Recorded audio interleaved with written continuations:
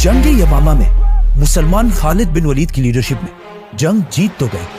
लेकिन इस जंग में मुसलमानों को बहुत ज्यादा नुकसान भी हुआ, क्योंकि सिर्फ 13,000 मुसलमानों ने मुसैलमा कज़्ज़ाब की 40,000 की फौज को हराया था। जब मुसलमानों की इस अजीम फतह की खबर मुसलमानों की कैपिटल मदीना पहुंची तो वहां सारे मुसलमान बहुत खुश हुए और सेलिब्रेट करने लगे। लेकिन हजरत उमर रज़ियल्लाहु अन्हु ने देखा कि इस जंग में बहुत सारे सहाबा ऐसे शहीद हुए जो हाफिज कुरान थे, ऑलमोस्ट 700 सहाबा। तो उन्होंने सोचा कि अगर इसी तरह हाफिज कुरान दुनिया से जाते रहे या शहीद होते रहे तो ऐसा ना हो कि एक दिन मुसलमान कुरान के सीक्वेंस के बारे में इख्तिलाफ में पढ़कर डिवाइड हो जाए और यहूदियों और क्रिश्चियंस की तरह बहुत सारे फिरकों में बट जाए। यहूदियों का मानना है कि उनकी किताब तौरात, वो पूरी किताब अल्लाह ने 40 रातों में नाज़िल फरमाई, लेकिन कुरान तौरात की तरह एक रात में नहीं बल्कि 23 साल तक थोड़े थोड़े हिस्सों में नाजिल होता रहा। रसूलुल्लाह सल्लल्लाहु अलैहि वसल्लम को यहूदियों और क्रिश्चियंस की आसमानी किताबों तौरात और इंजील के चेंज होने का अच्छी तरह पता था, तो उन्होंने शुरू से ही कुरान की हिफाजत के लिए एक स्ट्रिक्ट सिस्टम बनाया। कुरान का सबसे पहले नाजिल होने वाला लफ्ज इक़रा था, मतलब रीड। लेकिन आज से 1400 साल पहले मक्का में ऐसे लोग बहुत कम थे जो कुरान को लिख और पढ़ सके। लेकिन पहले दिनों से ही इस्लाम कबूल करने वालों में कुछ लोग ऐसे थे जिन्हें पढ़ना लिखना आता था। तो रसूलुल्लाह सल्लल्लाहु अलैहि वसल्लम ने उनमें से कुछ ट्रस्टेड सहाबा को कुरान लिखने के लिए सेलेक्ट किया। जब भी आप सल्लल्लाहु अलैहि वसल्लम पर कुरान की कोई आयत नाजिल होती तो वो सबसे पहले उन स्क्राइब्स, मतलब पढ़े लिखे मुसलमानों को बुलाते और उनके सामने कुरान की आयत पढ़कर सुनाते और उन्हें ये भी बताते कि किस आयत को कौन सी सूरत में लिखना है और किस आयत के बाद लिखना है, जिसे ये सारे स्क्राइब्स बहुत केयरफुली लिख देते, जिसके बाद दोबारा ये स्क्राइब्स उन आयत को आप सल्लल्लाहु अलैहि वसल्लम को पढ़कर सुनाते और अगर उसमें कोई गलती हो तो आप सल्लल्लाहु अलैहि वसल्लम उसे दूर कर देते और इस तरह 2-3 बार रिवाइज करने के बाद ही कुरान बाकी मुसलमानों तक पहुंचाया जाता। कुरान लिखने और पढ़ने वाले तो बहुत कम थे, जिसकी वजह से बाकी सहाबा ने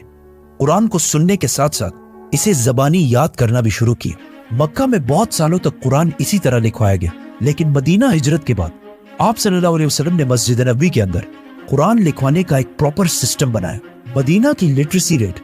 मतलब मदीना में पढ़ने लिखने वाले लोगों की तादाद मक्का से भी बहुत ज्यादा कम थी, लेकिन मदीना में मुसलमानों को एक एडवांटेज ये मिला कि वहां पहले से बहुत सारे यहूदी आबाद थे, क्योंकि यहूदियों की किताबों में पहले से ये बता दिया गया था कि बहुत जल्द मदीना के आसपास एक पैगंबर आने वाले हैं। इसीलिए हिजरत से 500 साल पहले जब फलस्तीन के इलाके में रोमन एम्पायर ने यहूदियों पर जुल्म करना शुरू किया तो इनमें से बहुत सारे यहूदी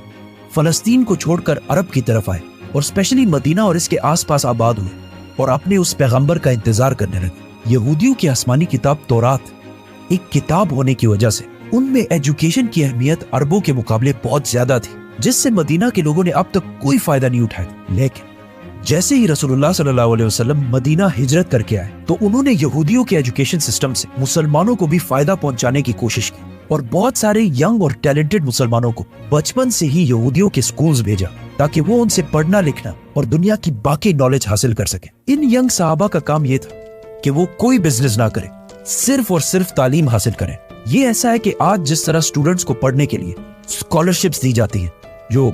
आज बिल्कुल एक नॉर्मल सी बात है, लेकिन उस जमाने में ये बहुत नई बात थी। आप सल्लल्लाहु अलैहि वसल्लम ने जिन यंग मुसलमानों को इन स्कॉलरशिप्स के लिए सेलेक्ट किया उनमें से एक का नाम ज़ैद बिन साबित रज़ियल्लाहु अन्हु था, जिन्होंने यहूदियों से न सिर्फ अरबी बल्कि यहूदियों की जबान हिब्रू, ईरान की जबान फारसी और इवन ग्रीक जबान भी सीखी। जिसके बाद ज़ैद बिन साबित आप सल्लल्लाहु अलैहि वसल्लम के पर्सनल स्क्राइब बने, मतलब कुरान की नाजिल होने वाली आयात को लिखना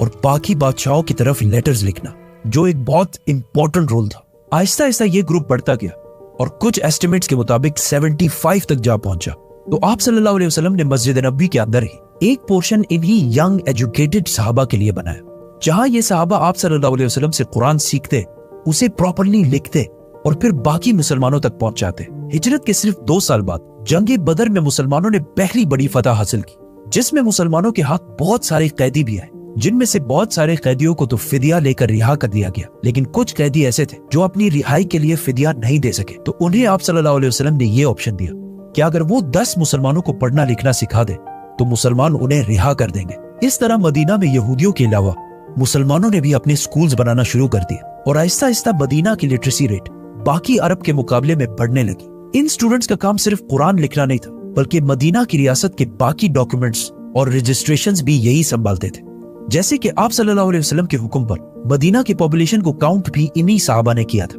और यहूदियों की ताकत को टैकल करने के लिए आप सल्लल्लाहु अलैहि वसल्लम ने मदीना में एक बाजार बनाया था जिसकी सारी डॉक्यूमेंटेशन यही एजुकेटेड स्टूडेंट्स करते थे। आप सल्लल्लाहु अलैहि वसल्लम की जिंदगी में तो ये सारा सिस्टम ऐसा ही चलता रहा, मतलब कुरान को केयरफुली लिखा जाता, उसे पढ़ा जाता और बहुत सारे सहाबा उसे जबानी याद कर लेते। लेकिन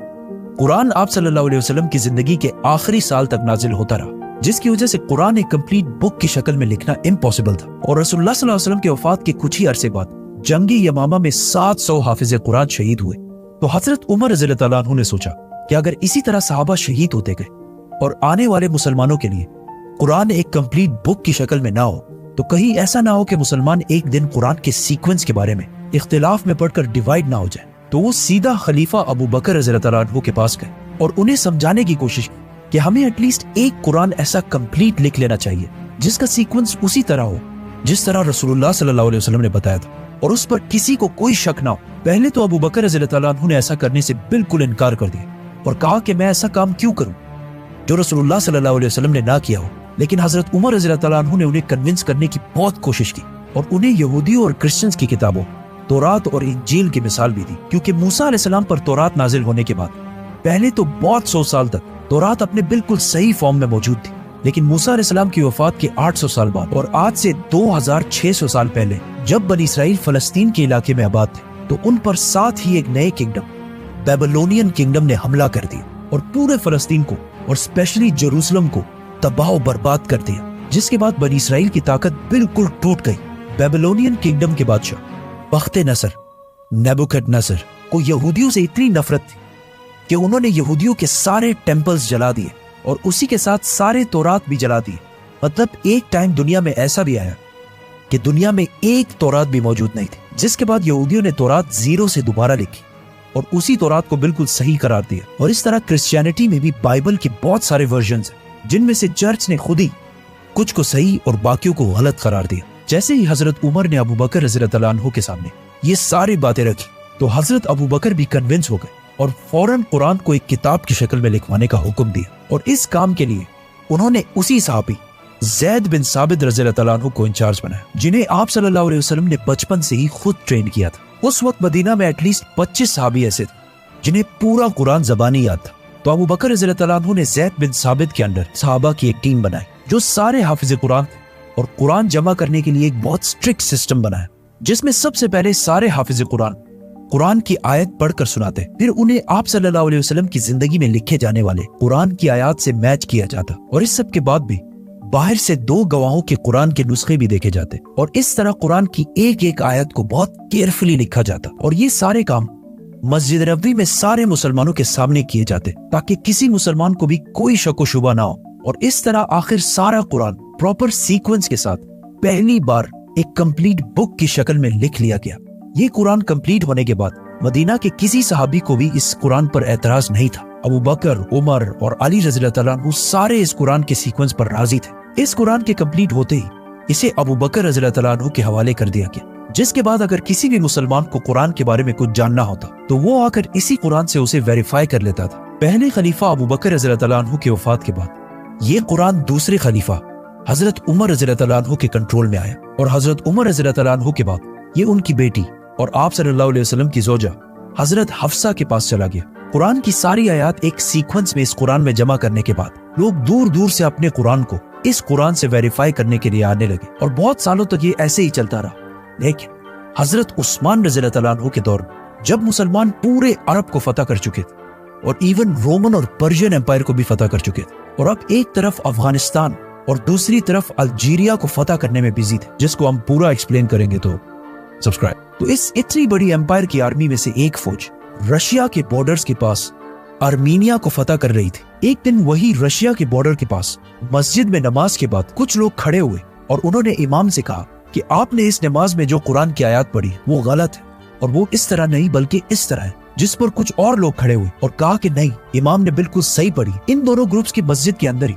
बहुत सख्त लड़ाई होने वाली थी कि इस फौज के कमांडर हुज़ैफा ने इन्हें रोक दिया। जैसे ही ये फौज जिहाद से वापस मदीना पहुंची तो इस फौज के कमांडर हुज़ैफा अपने घर जाने के बजाय सीधा खलीफा उस्मान रज़ियल्लाहु ताला अन्हु के पास पहुंचे और उन्हें कहा कि या अमीरुल मोमिनीन, उम्मत मोहम्मद को बचाए और हजरत उस्मान रज़ी अल्लाह तआला अन्हु को वो सारा किस्सा सुनाया। असल में ये दोनों ग्रुप्स ही बिल्कुल सही कह रहे थे, क्योंकि इससे पहले कुरान सिर्फ मक्का के एक्सेंट में नहीं बल्कि अरब के बहुत सारे लहजों में लिखा हुआ था। लेकिन कुरान इतने लहजों में होने की वजह से आहिस्ता आहिस्ता मुसलमानों में इख्तिलाफ बढ़ रहा था। तो हजरत उस्मान रज़ी अल्लाह तआला अन्हु ने फौरन फैसला किया कि कुरान के बाकी सारे एक्सेंट्स को खत्म करके कुरान को एक ही एक्सेंट में लिखा जाए, मक्का के एक्सेंट जो रसूलुल्लाह सल्लल्लाहु अलैहि वसल्लम का लहजा था, ताकि उम्मत में कोई भी कुरान की वजह से इख्तिलाफ में ना पड़ सके। और इस काम के लिए उन्होंने उसी सहाबी ज़ैद बिन साबित रज़ी अल्लाह तआला अन्हु को बुलाया और उनके अंडर दोबारा एक टीम बनाई और एक सहाबी को हजरत उमर की बेटी हजरत हफ्सा रज़ी अल्लाह तआला अन्हा की तरफ भेजा कि वो उनसे वो कुरान लेकर आए जो अबू बकर रज़ी अल्लाह तआला अन्हु के दौर में लिखवाया गया था।